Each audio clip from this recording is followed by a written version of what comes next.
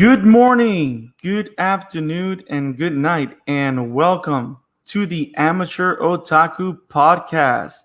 My name is Brandon Alvarado, the Scarlet Fan here, and as usual, I am accompanied by the one, the only, the mad and evil doctor. What kind of evil? Maybe a little evil. Quasi-evil. Isaac. Hey, man. What's up? That wasn't nice of you. It was kind of... Well, it's Halloween. I'm supposed to be creepy and... Okay, I tried. It's Easter. It's... I mean, I do know you live in a different part of the world and time doesn't necessarily work the same way it does over here. So if it's Easter, then... I don't know. I think you need a different world. I don't know what. It's clearly midsummer. Okay, don't go there, Isaac. It's I don't have enough coffee for it to be midsummer. And yes, I'm thinking about that crazy. Or is movie. it Christmas? And I can promise you, midsummer here in Sweden is nothing like that. Oh, like the movie. Okay, For the Love of Naga, Isaac. For the Love of Naga. Fire Emblem is awesome, I know. Oh my God. Well, guys, welcome.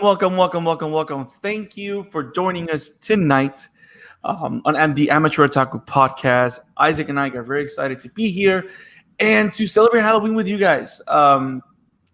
As you know, there is still a pandemic going on in most parts of the world. A lot of people do not feel comfortable going outside and doing the standard Halloween fare. So Isaac and I wanted to talk some stuff that was horror related, that we can pretty much squeeze in as part of an anime themed and Halloween themed anime because it touches on horror, action, and stuff like that. And these two animes that we have selected for tonight are perfect. And they're perfect because we're going to talk vampires, we're going to talk ghouls, blood, and action, and it's awesome. We're going to talk about Leo.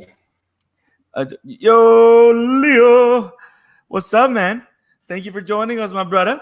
So first of all, from the Amateur Otaku, we want to say happy Halloween.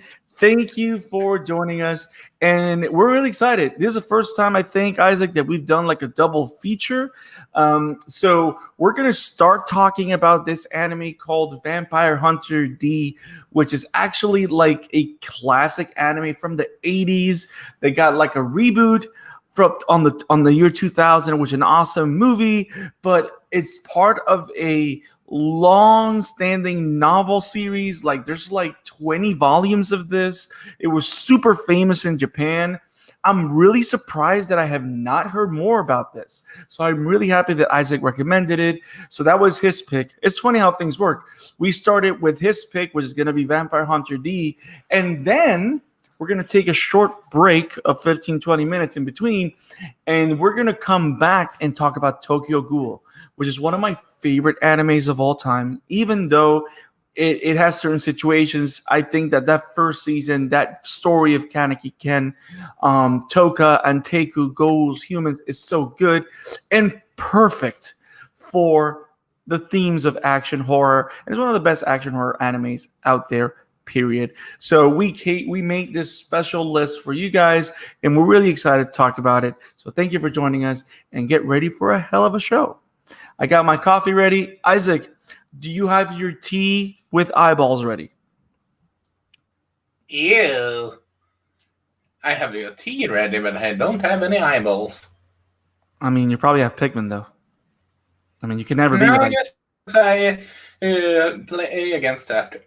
Okay, I'm not gonna swear, but that end boss. It's the sake of nightmares.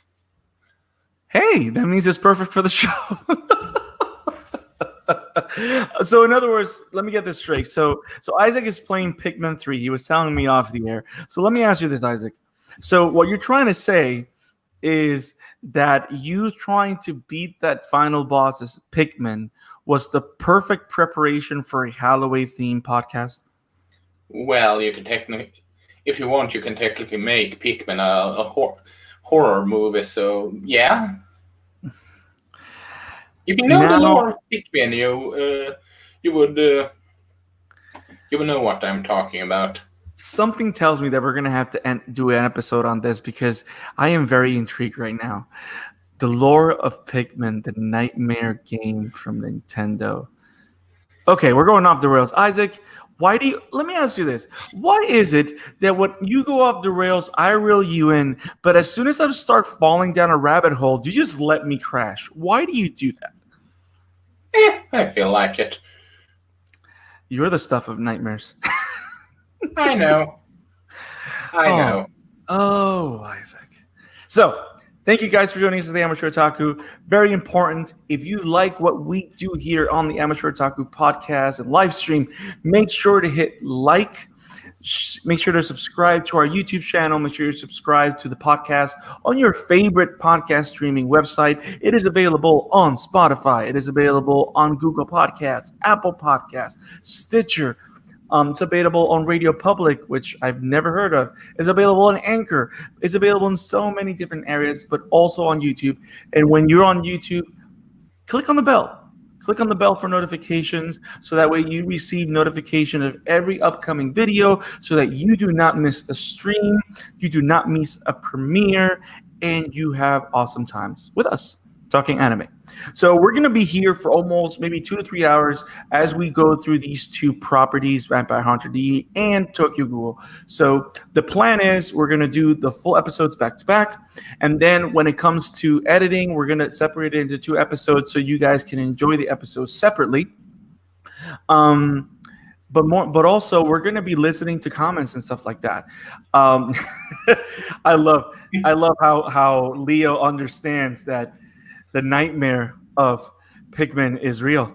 Hashtag Pikmin horror. Real. I mean, you are in a post-apocalyptic world while being there. So, well, Nintendo's always been known for kind of freaking kids out on the down low. That's kind of like their thing. Pokemon and its Pokédex centers. Lavender Town. Oh my god. So I mean, it's true.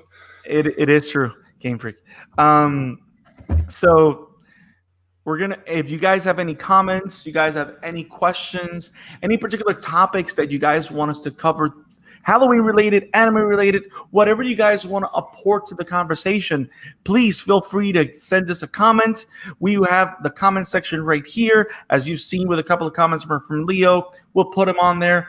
If it drives conversation, it's awesome. We want to talk with you guys. We want to have connection with you guys so we can talk about things we love.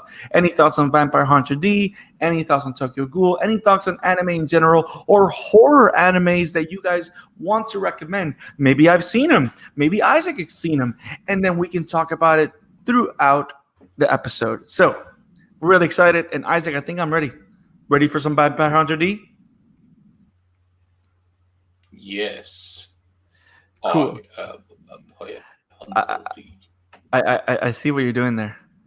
It kind of creeped me out, but I see what you're doing. I see what you're doing. I'm trying to talk in the detail, but that's too disturbing. Why is it that your Vampire Hunter D is like low key British? Like I don't I mean, as long as you don't go blah blah blah, I'm good. We leave that to Sesame Street and the weird Adam Sandler Dracula. I'm gonna call her Sandula, Slankula. Okay, I don't know how to spell. Okay, so Isaac, as usual, I'm gonna read a quick synopsis of what Vampire Hunter D is about. We'll talk about the property, and then we'll focus on the movie that we both watched, which was the newer one from the year 2000, which is Vampire Hunter D: Bloodlust. You ready? I'm going to read the synopsis. So, in a post-apocalyptic world that has been ravaged by nuclear war, vampires and mutants rule the night as humans strive to survive the barren land. The current state of the world gave birth to the bounty hunter profession, highly trained individuals that have dedicated the entirety of their lives to hunting the creatures of the night. Some do it for money, some for power, and others for the recognition. But the vampire hunter known as D does it to save humanity from falling into total darkness. These are the adventures of D the Vampire. Vampire Hunter D was created by Hideyuki Kikuchi, and the movie Vampire Hunter D Bloodlust was directed by Yoshiaki Kawajiri. So, Isaac, this is your recommendation. This is your baby. When did you first find out of Vampire Hunter D? Like, did you first see Bloodlust? Have you read any of the books? Like, what's your original connection to this? Found it. Found it out. Bought it. Then unfortunately lost it, but I rebought it recently, and just saw it and ate it up. You just found, and I love it. Bloodlust specifically. That's the one that you just found? Yeah. Okay. I want to read a book. That I'm not gonna lie. I'm telling you right now. I mean, I am so amazed of how many books there are out there. Like I was looking information because I always like to do a little bit of research to find out what's going on and what's the story behind this is. Like, I did not know and did not even imagine that this series goes back to 1983. Like, this series is older than I am. That's one. Number two, it has 26, not necessarily manga, they're novels. Like, 26 novels. Like, this is like Sherlock level stuff. Like, there's so much. I seriously wonder.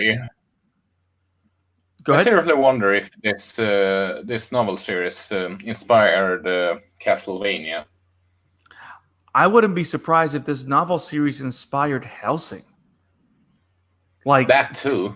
Yeah, like this is like old. Like, this is like, you know how people say like, hey, this family's like old money. You know what I mean? Like, when they talk about like Gothamites or like people like from Europe, you know, like families that have been rich or lucrative for years, you know what I mean? Like, this people is old money, like untouchable money. Like, this feels like old money. Like, this series is like anime, like manga gold. And it's received multiple interpretations. It has digital comics, it has manga, and like, it only has 2 movies. It has a random 1999 PlayStation video game, which I didn't know. What? Yeah, it had a video game, and it was like an RPG kind of. Like, you would level up and stuff. Like, yeah, like, trust me, you know me. When I want to find out about something, I find out about something. But yeah, I mean, this guy. I mean, the name of the creator. Hideyuki Kikuchi. He's also done, and I know like these are seminal like anime, like dark. Like, there's this anime we call Wicked City. It's supposed to be like a really popular old-fashioned movie. But he wrote those books. He wrote Demon City Shinjuki.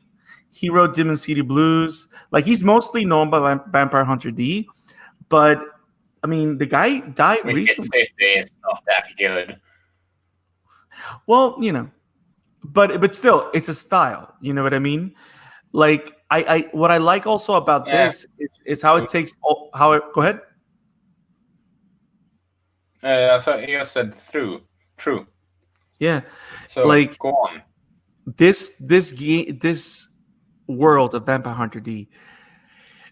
It's I like how it is a representative of the artistic kind of angle that was going back in the 80s or those early 80s. Like, that's the era where, like, I'm gonna do some research here right now. I think that's the era where like Akira happened. Like, Akira came out. Let me see.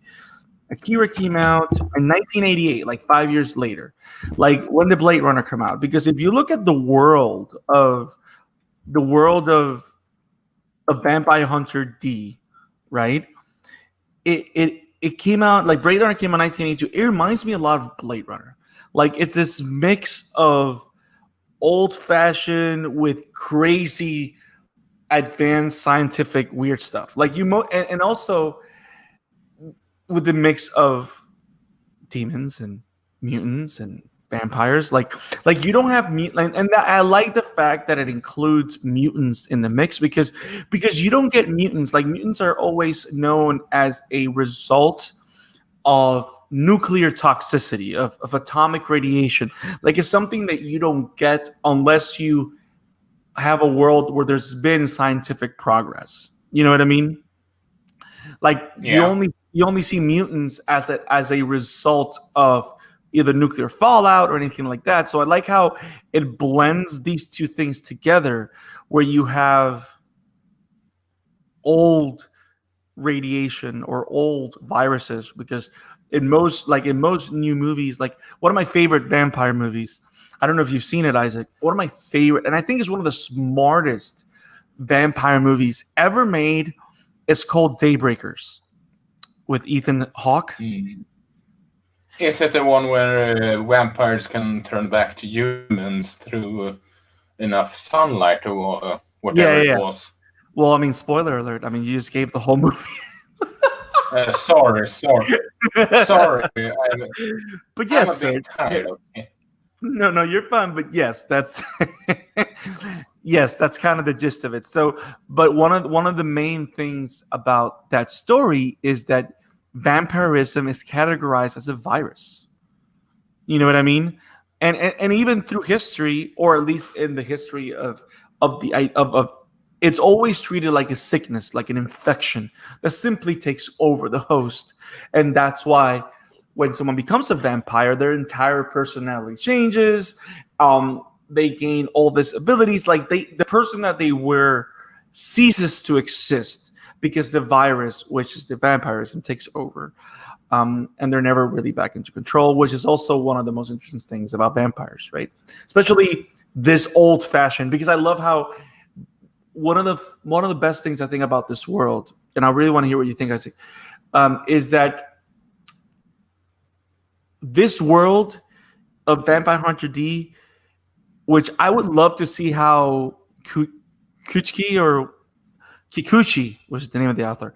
I would really like to read the book to see how he develops in the book, because we've only seen the anime movies. I love how there's a perfect balance of old horror vampire monster stories and modern cyberpunk hunter tales. You know what I mean? Like how he blends those two worlds in a way that to me is seamless. Like normally, like you're supposed to have horses, but here all the horses are cyborgs because apparently there's no more horses. Stuff like that. What did you think when you first saw those little, the way he's blending those two? I don't want to say themes. Those two worlds, those two those two genres together. I think it fits perfectly. Because how should I put it? He makes it feel believable, Right. so to speak, and that's one of the most important part about when it comes to creating a whole world is establishing the rules, and you get the general idea of the rules pretty quickly. Right. No, and the best thing, 100%. 100%. And the cool thing also is that he does it in a way that's very seamless. Like it never feels too antiquated, and it never feels too saturated by the modern and the technology. You know what I mean? Like he has the right amount of elements from each to make it its own unique world. Because at the end of the day, what is Vampire Hunter D? It is a story of a lone gunman. You know what I mean? It's a traveling gunslinger. Like acting justice, and he's just going town to town. You know what I mean? Like a la Clint Eastwood in old fashioned westerns. I mean, that's what this is. But that much the original, because the original, we'll talk about that in a minute. But like what it's similar to Megalobox. Like Megalobox is this underdog story, but it takes enough elements from this modern idea of technology enhancing athletes, the idea of boxing in this way, and just blends it so well to make the story relevant and to make it more attractive, because it is a story that we've seen before. But how amazing is it that we can go back to this movie, Isaac, or to this world, and find out how, and be amazed of how many things were probably inspired by Hunter D. I was not expecting to find that out.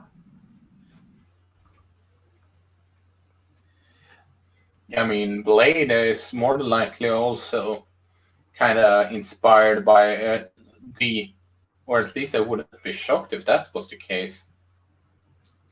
What was that again? I wouldn't be surprised if Blade is rather inspired by the creator 100%. making Blade. 100%. You know what? The DNA of it is very similar. Now that you say How that, do you mean? Well, think about it. Like, okay, so let's go to so pretty much like we've talked. It's this world, this future world, this post-apocalyptic world, right?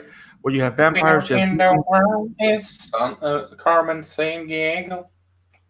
You've used that like a lot. I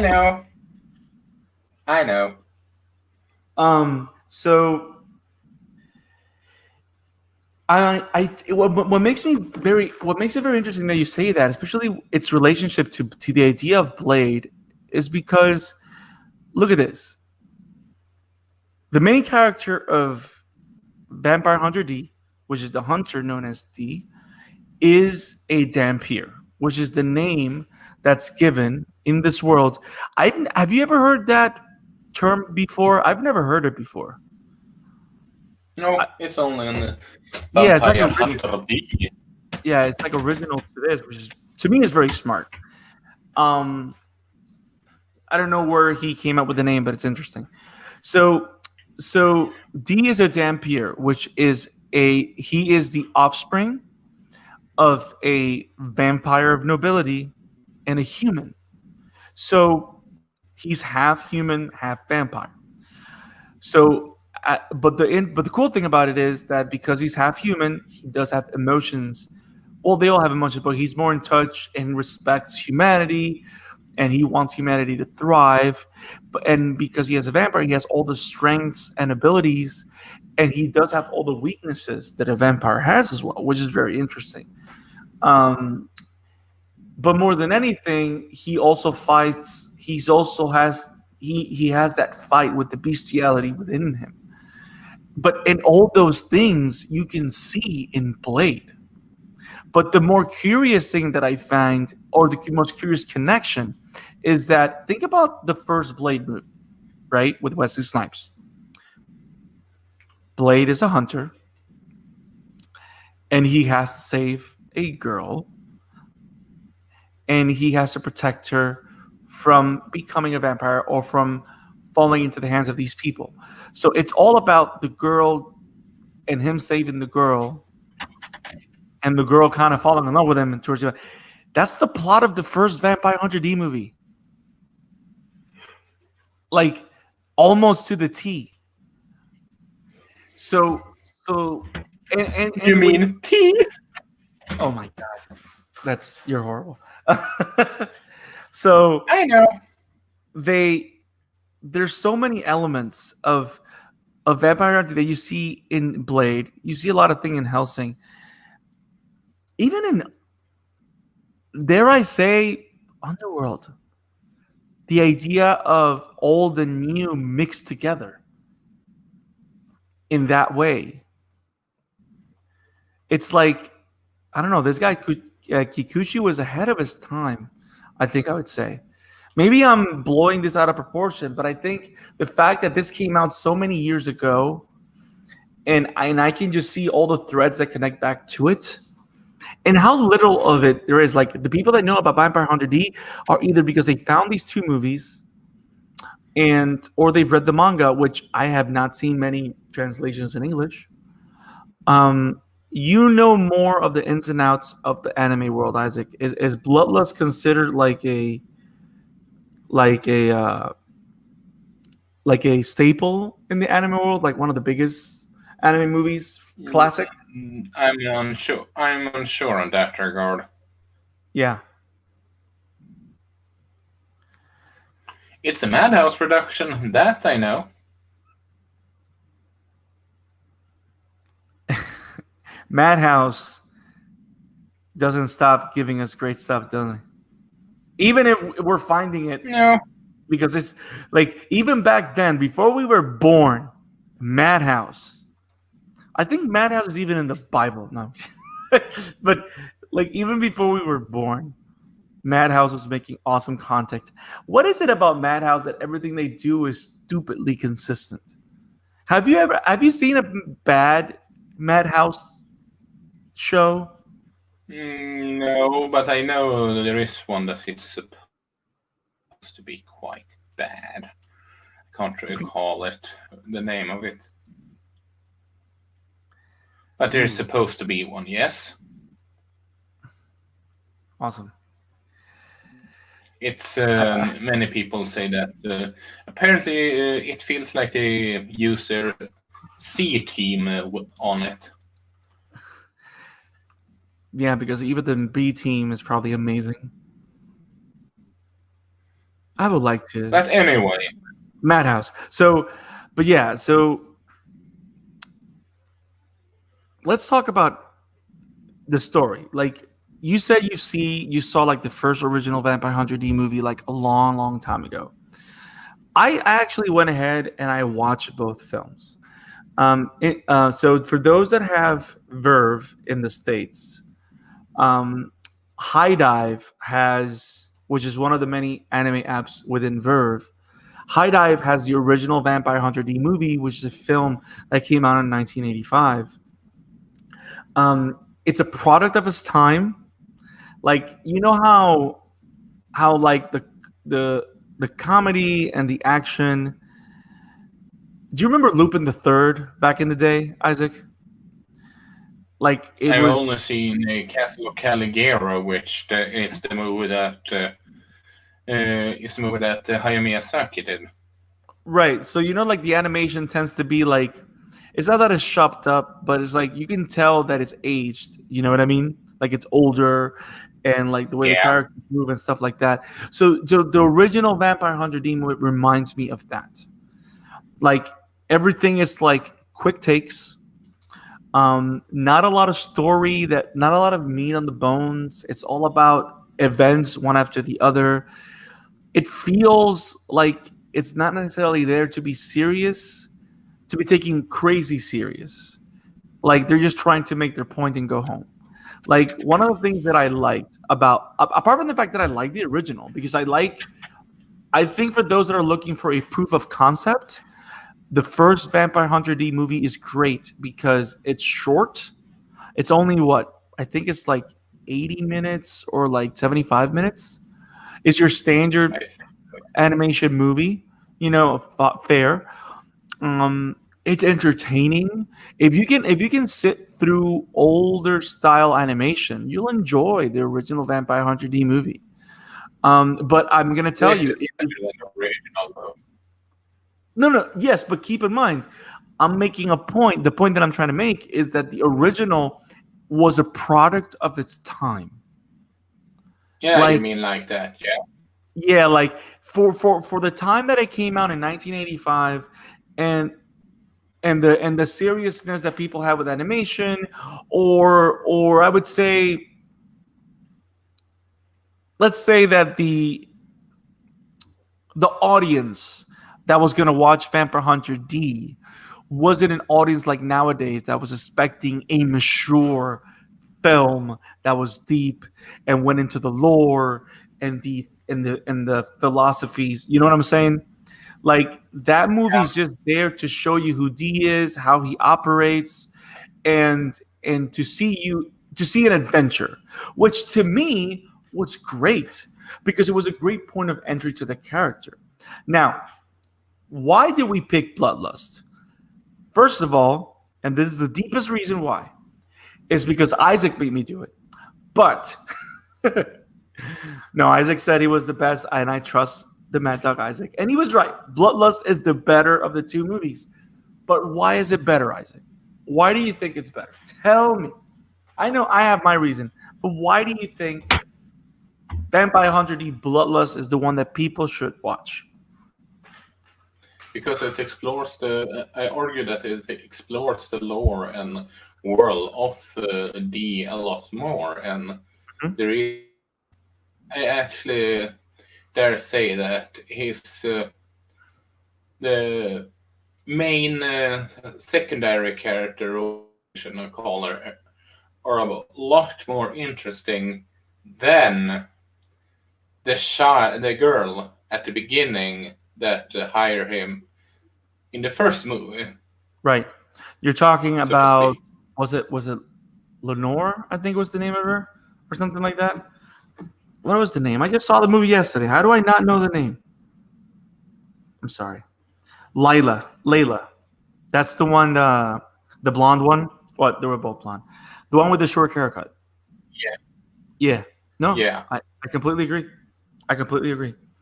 And I think and here's the difference. Like, just like I said, that the original Vampire Hunter D movie, though very good and a great point of entry to the series and a great proof of concept of the world and the imagery and the topics that Kikuchi explores in his novels, what makes Vampire Hunter D Bloodlust so much better and superior, I think it's also that it's because it is a product of its time.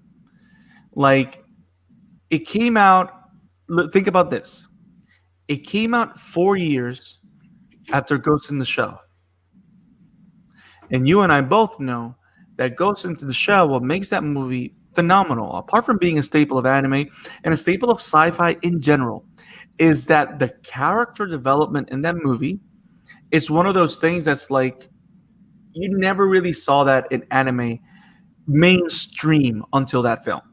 You know what I mean? Like it broke open the floodgates, because at the end of the day, what came out 2 years after Ghost in the Shell that broke everything mainstream as well? Cowboy Bebop. So 3, 2, let's yen. We're not gonna do the whole song beatboxing or not? No? Okay. I'm sorry. No.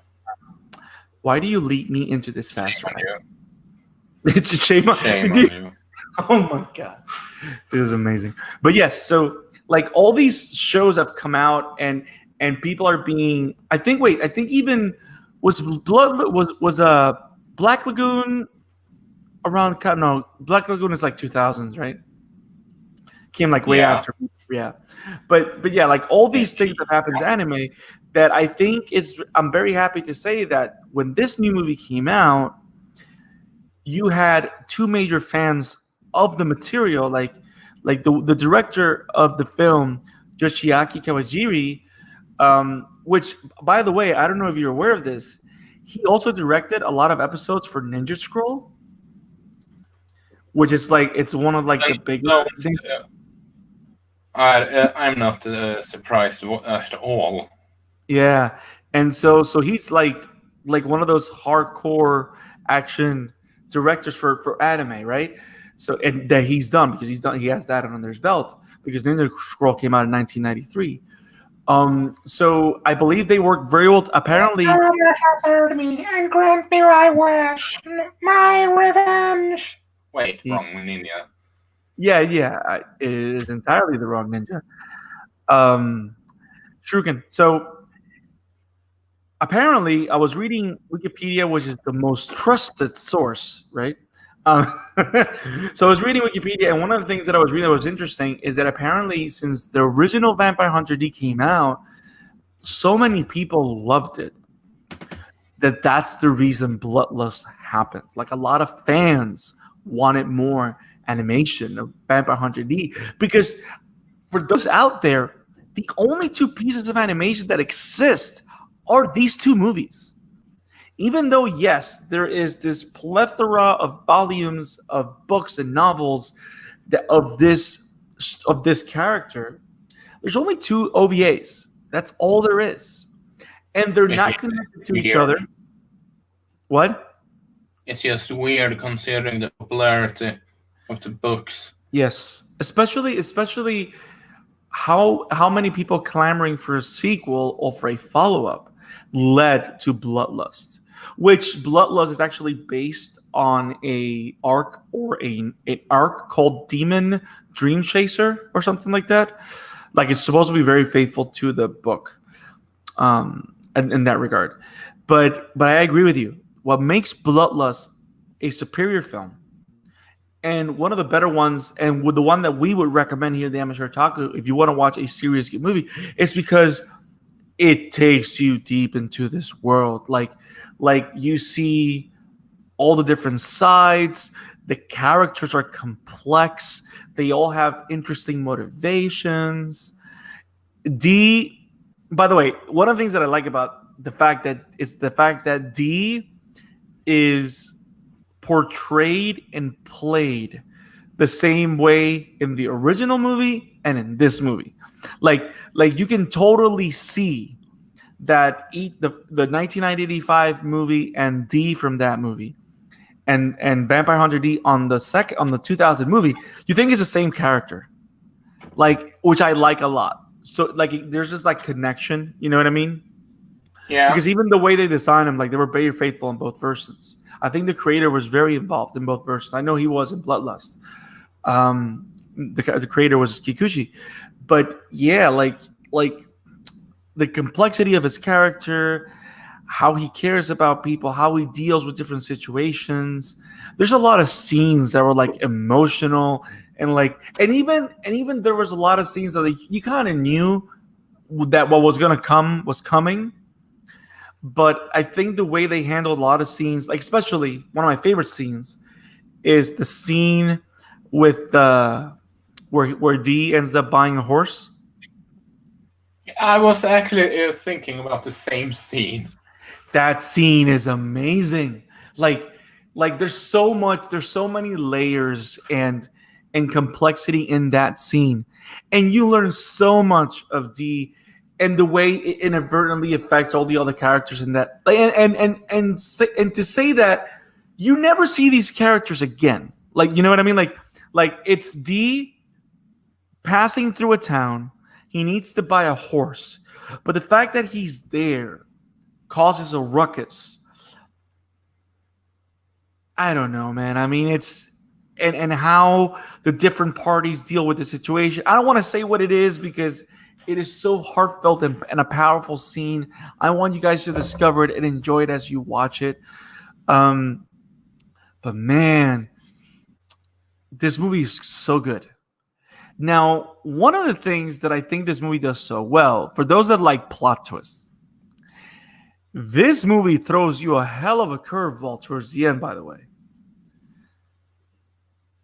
Right? Like you think it's going to go one direction, like it's veering off course completely, and then it goes back into course and it ends with a bang. I was not expecting that. You definitely heard a style.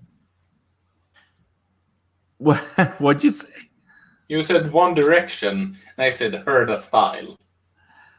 Oh my God, Isaac, you need to stop. Nah. Okay, but Isaac, did you like like when you first saw the twist at the end? Like, that was a good twist. Like I wasn't In all seriousness, yes, it was a good twist. Yeah, and like you don't expect it either because the way the story goes, you think like, oh man, this is what's gonna happen, and you expect it to go, and then it just turns the tables on you, and he goes like, no, we're sticking to our plan. It's like, oh my god, and what I like about, and the reason why I want to maybe pick up the books, is because D, the vampire hunter, the Dampier, is a character that feels so iconic. It's so easy to follow him because he's such a. I like how he's a simple character, but he's so complex at the same time, which allows you to enjoy it, which makes it very easy for you to introduce him to a lot of different characters all the time and not feel that it's abrupt. You know what I mean? Like you have this character, like a lot of times one of the challenges that you have if you don't have a strong lead character in this type of scenario is that every time you see a new character in a serialized piece, it feels abrupt. You know what I mean? Because you don't necessarily connect with the main character as you would want to. But the fact that this character, you connect with him real quickly, you get what he's about right away. I can see following him through the series of stories as he meets different people. And when I finish this movie, I'm just waiting for the next adventure where I'm going to see D again. You're very determined to do so. But you understand what I'm saying? And you didn't even react to my little pun. I'm disappointed. I don't know. I'm punned out.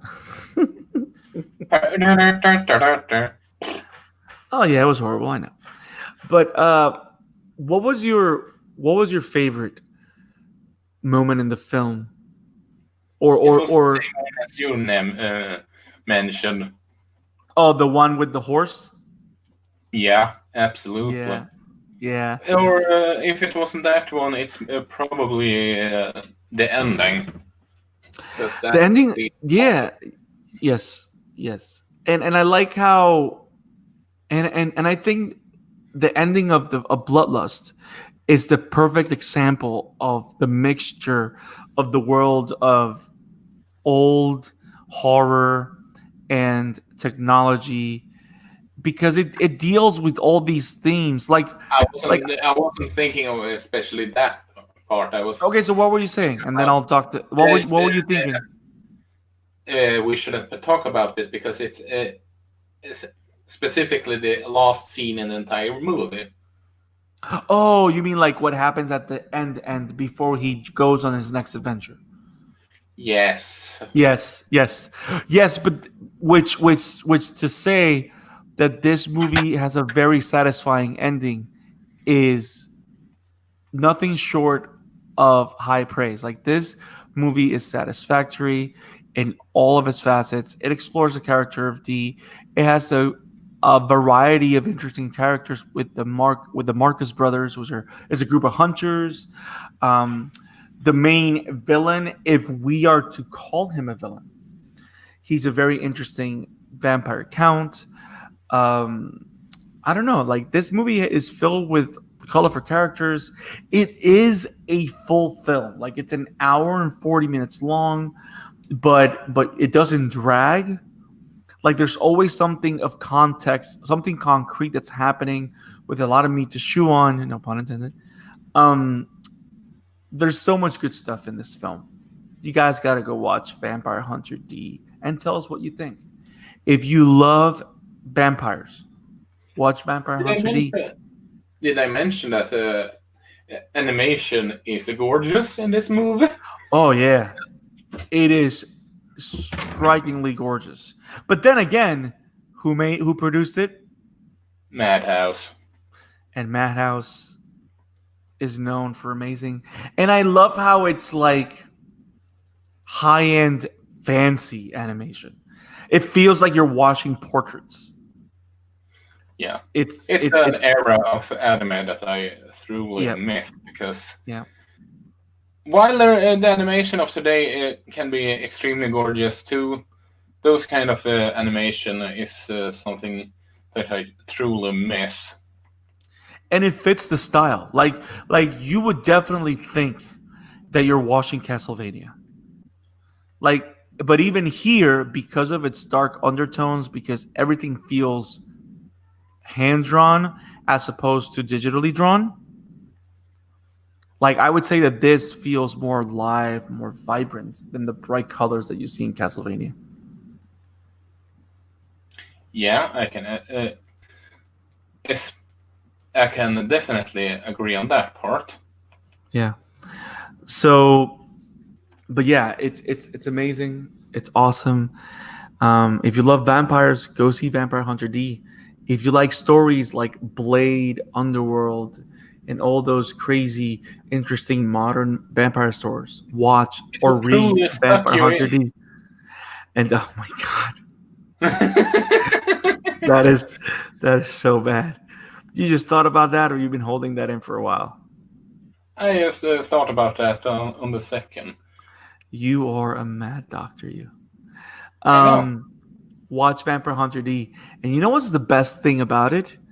Isaac purchased it. But if I told you that Vampire Hunter D is available on YouTube You for should free, buy it. I don't disagree that it should be purchased. You need to buy it. But if you go to YouTube, it's free. It's available. Anybody can watch it. I know, Isaac, I know. But it would take, even with Amazon Prime, it would take me too long to buy it. So I watched it on YouTube. And it's amazing quality. And I loved it. I can feel your essence judging my soul. Yeah. But yes, it's available on YouTube for everybody to watch. If not, you can buy it through Amazon. I think you can get the DVD for like $15. You can get the Blu-ray for like $20. Where did you purchase it back over there at in Scandinavia? That's like your that's your like your neighborhood shop, right? That's where you go to get your stuff. I live in Västerås. That one is in Stockholm, so I order it from them. Awesome. So go watch it, guys. Go watch Vampire Hunter D Bloodlust. It will set the tone for this long Halloween night.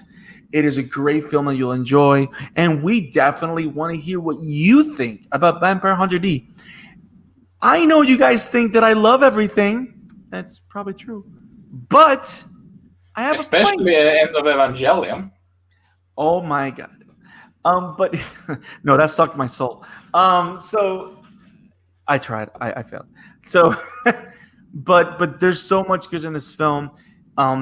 It's a great time, great lore, and a different way of understanding vampires and treating stories. And if you like lone gunman stories, this is perfect. And it's mixed with the right amount of horror, right amount of smart writing, and it's gonna leave you wanting more, which is how I felt, which is why I want to go to the books and read Vampire Hunter D. So guys, go watch it, because here at Amateur Otaku, we give Vampire Hunter D a higher rating than D+. And silver. Oh my god, Isaac, don't remember. It's, you know what? I'm not even gonna try. It's a D+, guys. No, no, we give it an S rank. Definitely deserves an S rank. Right, Isaac? Come on. Yeah. Okay. Like I said, higher than D+. But then again, we can say we give it 5 Ds. No, I'm sorry. I know puns is not my thing, but I'm not as crazy as you are. But then again, that's a compliment in your end. You do live in an anime world. He's a young man in an anime world. Isaac is an anime world. Okay, that was really bad. I'm gonna stop. I need to stop. Extremely bad. Thank you for your support. So, guys, this is it for our conversation with Vampire Hunter D. I hope you guys enjoyed it. I hope it motivates you to go check it out. There's great stuff there. And I think we should start a campaign. If a lot of people watch this, maybe we can start going like online and say we want more Hunter D, and maybe we'll get it. I wouldn't be surprised. Like this is the kind of franchise that's ripe for a good remake and for great live action. Like, oh my god, I would love to watch a serialized. Huh? Someone call Netflix. They pick Yes. up everything anyway. And you know what's crazy? Do you know what character I kept thinking about when I thought about Vampire Hunter D while I was prepping for this recording? Super Mario? No. Doesn't D remind you an awful, if not way too much, to Gerald of Rivia? A bit, yeah. Like he's almost the same character. Apart from Gerald being like super like angry all the time, they're both these two stoic figures. They're filled with this ancient knowledge. They're all like from a very particular race that is unique. Again. Yeah, like their race is hated by everybody. Everybody hates Witchers. Everybody hates I'm vampires. trying to do a yo, considering what he constantly do in the series. Yeah. Like there's a lot there. Like I wouldn't be surprised if the creator of Gerald of Rivia and The Witcher read Vampire Hunter D. Yes, we're putting it out there. Headline: everybody stole from Hunter D. So now they need to make more Vampire Hunter D. It's true. It's certainly not a disaster. It's not. But yes.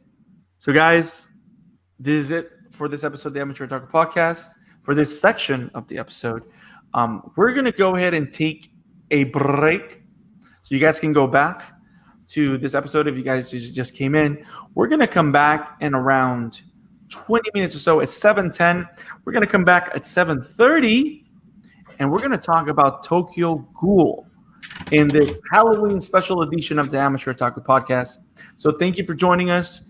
Make sure to like, subscribe, and click on the bell for notifications on our YouTube channel. If you like what we promise you. Yeah. If you guys like what we're doing, send us a comment. If you guys want us to watch specific shows and review them and cover them, please send us your thoughts at Amateur Otaku Pod on Twitter, or you can send us your thoughts via email, amateurotakurtf@gmail.com. I'm telling you, if you guys recommend us shows to watch, we will watch it, we will cover it, and review it on the show. That's why we did Made in Abyss. That's why we covered Brand New Animal. That's why we covered Smile Down the Runway. We want to create another one we're going to cover soon, yes. Right? Yes. So, and we have another recommendation that we'll announce at the end of the Tokyo Ghoul episode. So, guys, you guys give us stuff to watch. We'll watch it. If it's something that you love and want to hear our thoughts on it, we'll cover it and review it.